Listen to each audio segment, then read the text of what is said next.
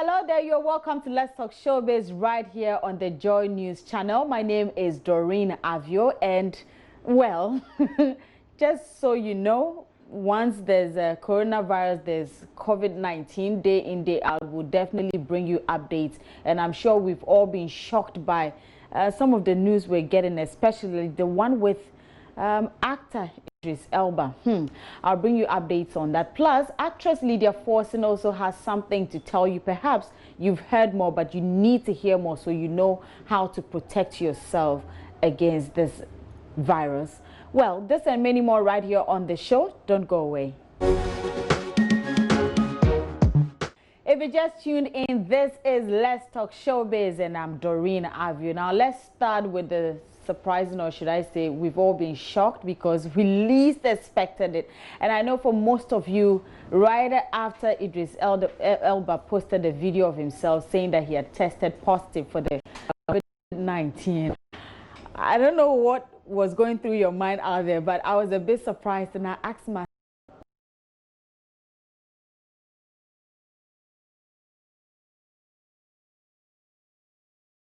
he put out the video of himself with his wife seated by him, and then he just wanted the world to know that yes, he's tested positive, but he's not seen any symptoms yet. So let's take a look and listen to what Idris Elba said about that. Hey, what's up, guys?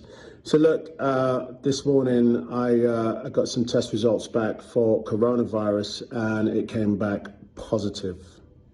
Yeah, and it sucks. Listen, I'm doing okay. Sabrina hasn't been tested, and she's doing okay. I didn't have any symptoms. I got tested because I realized I was exposed to someone who had also tested positive. I found out last Friday that they were tested positive. I quarantined myself and got a test immediately and got the results back today. Look, this is serious, you know. Now's the time to really think about social distancing, washing your hands. Beyond that, there are people out there who aren't showing symptoms and that can easily spread it. Transparency is probably the best thing for this right now. If you're feeling ill or you feel like you should be tested or you've been exposed, and do something about it, all right? It's really important. Look, we live in a divided world right now. We can all feel it. It's been but now's the time for solidarity. Now's the time for thinking about each other. There are so many people whose lives have been affected, from those who have lost people that they love to people that don't even have it and have lost their livelihoods. This is real, all right? Right, so that was Idris Elba, and he's tested positive, no symptoms yet, but he's told us that as and when he will bring us updates on how things are going on with him. Now let's move straight to actress Lydia Forson, and you know, in as much as we've heard so much day in, day out, we need to remind ourselves on what to do, how to take care of ourselves, and how to prevent this from spreading. And now actress Lydia Forson took to her Instagram page to educate Ghanaians on how to take care of themselves, and that we should all be careful. Let's listen to her and let's all learn from her. I'm sure we're all big fans of her, and when she talks, it's okay to listen. First of all, I just want to give a big shout out to all the health professionals who are working round the clock to care for patients who have been affected by the coronavirus. They're putting their lives at risk to ensure people are taken care of, and I do believe that they deserve a round of applause because they are amazing. I wasn't going to do this video, but I care too much about this country not to. We need our government to be transparent with us. And I don't want to discredit their efforts, but it's important that they do more. We need information.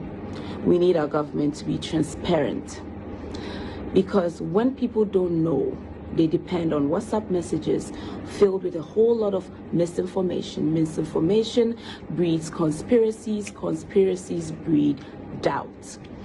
And so we need you to tell us everything that is going on. Keep us informed up to update, because all this is going to do is create fear and panic. If I'm hearing from my friend about what happened in someone's school or what happened at a party, it does not make me feel good. So please keep us informed. This is not a time to be secretive. This is not a time to be diplomatic. This is the time we need the brutal truth, because human lives are at risk. The problem we have always had in the past is we believe that it can never happen to us. We believe that we are so far removed from the rest of the world that when things are happening, we think it will never come close. So we don't prepare for the worst. And when we are hit, we are completely unprepared. Because here's the brutal truth. Ghana is a poor developing country. I know it's a truth that makes you uncomfortable. I know it's a truth you don't want to hear, but the reality is we cannot compare ourselves to any of the other countries. Because on a regular day, a woman goes to give birth and doesn't come back. On a regular day, people die from malaria. On a regular day, we have very poor health care. This is on a regular day. So we cannot compare ourselves to other countries and feel like what worked for them will work for us. We need to take precautions that work for us and are unique for the people that we are and the struggles we have as a people. Because if this thing goes south, I promise you, it will not be pretty. Let's stop waiting for it to go south, please. I've always said, prepare for the worst and expect the best. When the worst hits, at least you're prepared. But if all you do is prepare for the best and don't prepare for the worst, when the worst hits, you're completely blindsided. And also, we need you to take charge as a government. It is not enough to advise people not to be in large gatherings. It's not enough to advise people to wash their hands. It is not enough to tell people the safety precautions. Because how many people even have access to clean water? That's another debate. How many people have access to soap? So it is not enough to just advise people. This is the time where a government puts its foot down and implements some rules, i.e. don't go here. Because as I'm speaking now, churches are full. People went for funerals. People went for parties. They are kicking it here and there. Everybody is chilling up because you have already advised people. A lot of you are sitting there thinking that it can never happen to you. And that's how it spread. If anything, we should have learned from what happened in other countries. They did not pay attention. People took it like, you know, it's not that big of a deal. I know everybody wants to have faith and believe and hope, which is beautiful, and pray. Listen, I pray to God all the time, and I've prayed for this country. It is my prayer that a few recorded cases remain just that. But faith doesn't mean that we can't be reasonable. We need to stop believing that God loves us better than other people. God loves us all equally. But with that love, he gave us sense that he expects us to use. So if it means canceling that event, please cancel it. If it means not going to that party, please don't go. If it means doing, everybody saying, well, so should our lives stop? Ideally, we don't want our lives to stop. But are we going to wait for people to die before we say we do? So please, this is not fear-mongering. This is not to get you to panic. All I want is for all of us to see how severe this is and prevent it. I do believe that Ghana will survive this. We've survived many other things, and we can survive this too. But we can only do it if we come together, do what is right, if we come together and treat this with the seriousness it needs to.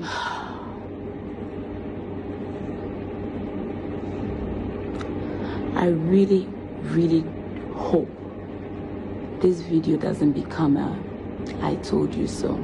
I hope. Because I love this country way too much to watch it go down the drain. And if you love it too, do what's right. Speak on it.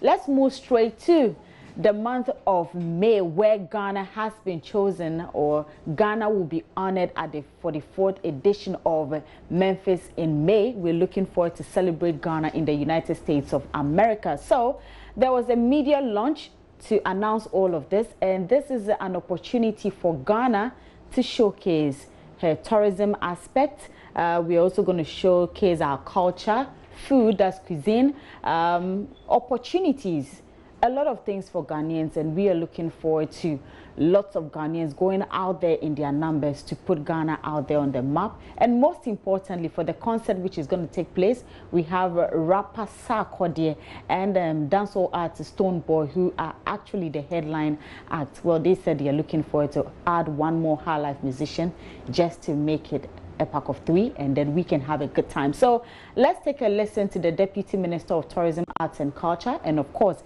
Deputy Minister of Foreign Affairs at the launch. For our musicians, for our cultural tools that we're going to display, but most importantly, it offers us a bigger opportunity for the Ghanaian contingent to network and interact. One of the pillars of the Beyond the Return that the President launched, we have 7 pillars. The first one is investment.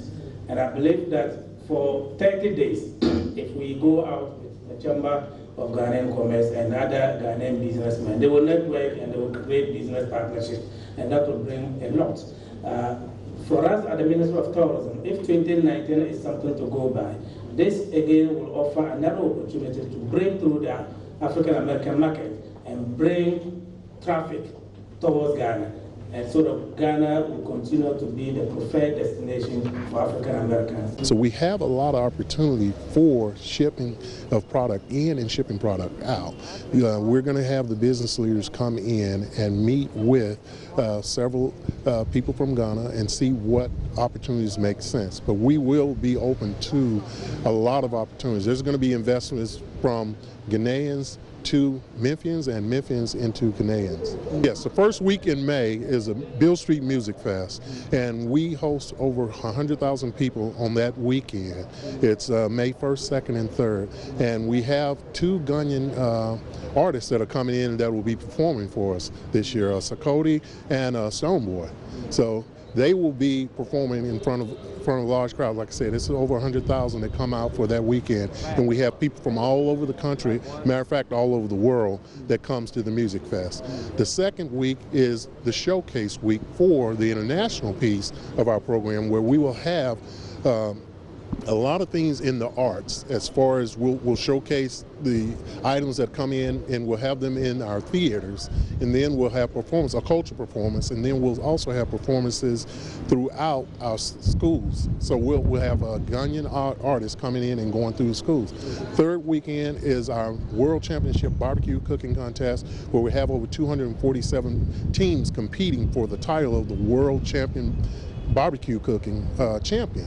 So, and we also have some Ghanaian chefs that will be competing in that to get the purse. Purse is over $40,000. And then the last weekend is our race. It's the 5K, and we're going to have some athletes from Ghana come in and participate in that.